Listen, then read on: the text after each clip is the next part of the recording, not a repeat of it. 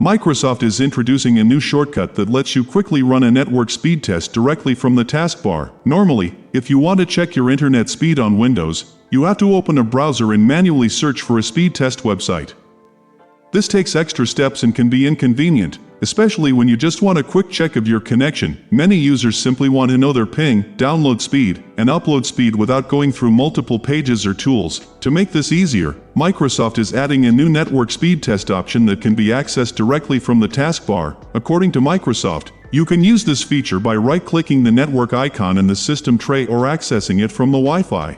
Settings. When you select the speed test option, Windows will open your default web browser. From there, the browser loads an online speed test page where you can click Start to begin the test. Once the test runs, it will show you the most important network statistics, including ping, how quickly your connection responds, download speed, how fast data is received from the internet, upload speed, how fast data is sent to the internet. For example, after starting the test, you will see the results appear step by step.